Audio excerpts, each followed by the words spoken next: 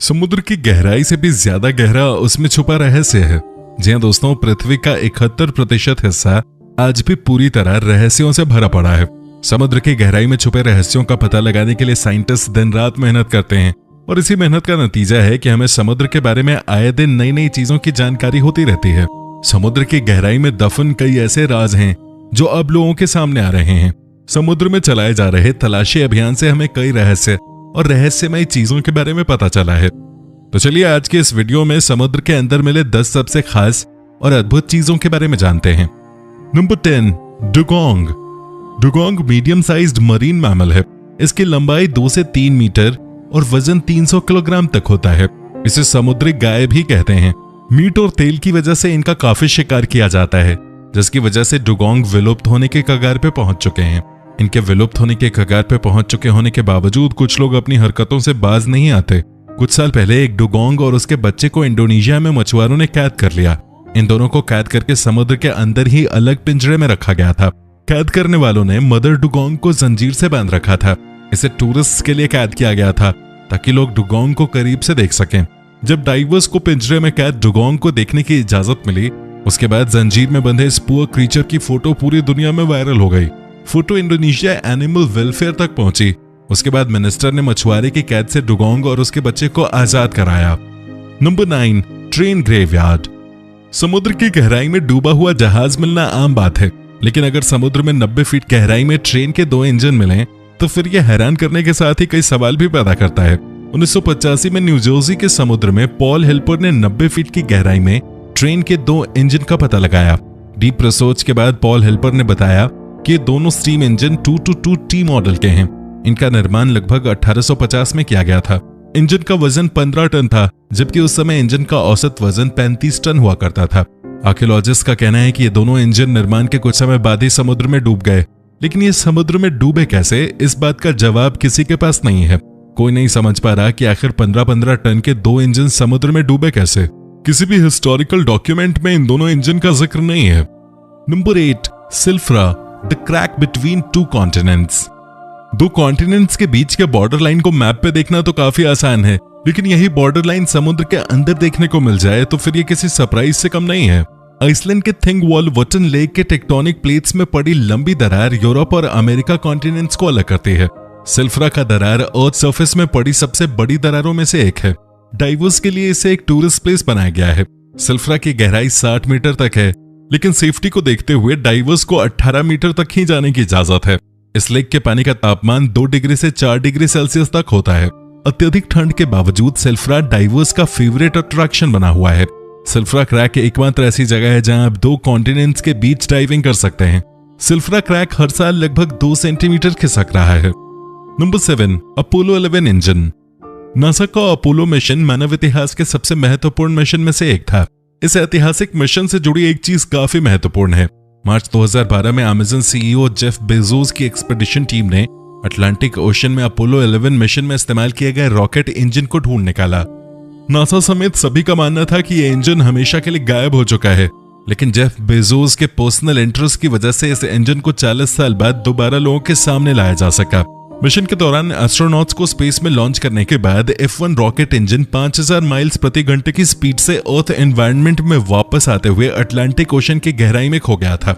2012 में जब इसे ढूंढने के लिए सर्च ऑपरेशन चलाया गया तब यह इंजन 14000 फीट की गहराई में मिला।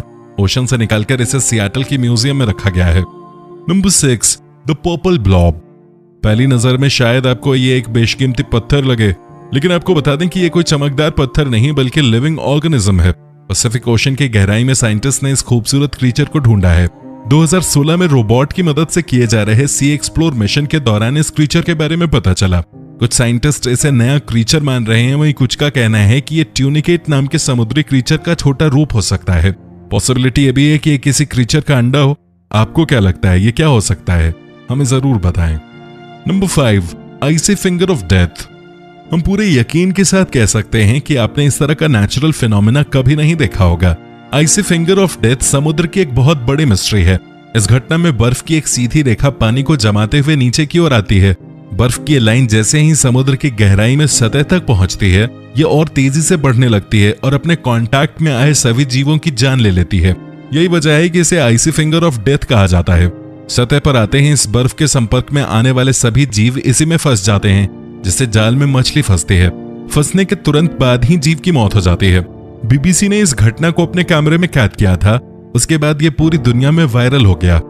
इस फिनोमेना के बारे में साइंटिस्ट का कहना है कि समुद्र के ऊपरी और निचले हिस्से में तापमान में अंतर होने की वजह से बर्फ की लाइन जानलेवा हो जाती है। Number 4, the world's oldest shipwreck. Bulgaria के ब्लैक सी में रिसर्चर्स ने सबसे पुराने जहाज को ढूंढा है।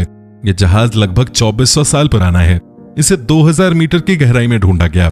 इसे लकड़ी से बनाया गया था और इसकी लंबाई 23 फीट थी।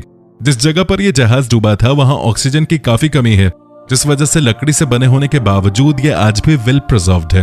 अत्यधिक गहराई में होने की वजह से इस जहाज को पूरी तरह से एक्सप्लोर नहीं किया जा सका है और एक्सप्लोरेशन प्रोग्राम आगे बढ़ाने के लिए रिसर्चर्स को एक्स्ट्रा फंड्स की भी जरूरत है। Number 3, the Baltic sea anomaly.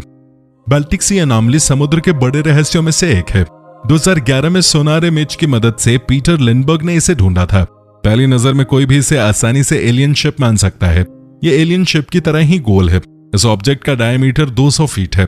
ये किसी भी एंगल से नेचुरल फॉर्मेशन नहीं लगता है, जिस वजह से लोग इसे एलियन शिप मानने लगे। सोनार इमेज मिलने के बाद जब दूसरी टीम इस ऑब्जेक्ट के बारे में पता लगाने गई तो इस ऑब्जेक्ट के पास पहुंचते ही इनके सभी इलेक्ट्रिकल डिवाइसेस ने काम करना बंद कर दिया। उन्हें फोटो और सैंपल के बिना ही वापस आना पड़ा। इस घटना के बाद इसे एलियन शिप मानने वालों के दावों को और बल मिला। हालांकि 2012 में ओशन एक्स की एक टीम उस मिस्टीरियस ऑब्जेक्ट तक पहुंचने में कामयाब रही। उस ऑब्जेक्ट से लिए गए सैंपल की जांच में ग्रेनाइट, नाइस और सैंडस्टोन पाया गया, जिससे ये बात साबित हो गई कि ये एक नेचुरल ऑब्जेक्ट ही है। साइंटिस्ट का कहना है कि ग्लेशियल और पोस्ट ग्लेशियल प्रोसेस की वजह से इसका आकार गोल हो गया। Number 2, SS Gairsoppa. Odyssey Marine Exploration company के लिए 1941 में डूबे एसएस गेरसोपा जहाज को ढूंढना किसी लॉटरी से कम नहीं था। चांदी से लदा हुआ ये मर्चेंट शिप 1941 में जर्मनी के हमले में डूब गया था। इस हमले में 85 लोगों की जान भी गई। डूबने के बाद 70 सालों तक इस जहाज का कोई सुराग नहीं मिला। 2011 में ओडिसी मरीन एक्सप्लोरेशन ने इस जहाज को ढूंढ निकाला। एसएस गेरसोपा समुद्र में 4700 मीटर की गहराई में था। जहाज के साथ ही कंपनी को चांदी का खजाना भी मिल गया। 2011 में एसएस गेरसोपा से मिली चांदी की कीमत $200 मिलियन थी। चूंकि यह जहाज ब्रिटिश सरकार की थी तो चांदी पे भी उन्हीं का हक था। हालांकि ओडिसी मरीन और ब्रिटिश सरकार के बीच हुई डील के मुताबिक 80% चांदी ओडिसी मरीन और सिर्फ 20% ब्रिटिश सरकार को मिलने की बात तय हुई। अब तक एसएस गेरसोपा से 48 टन चांदी निकाली जा चुकी है।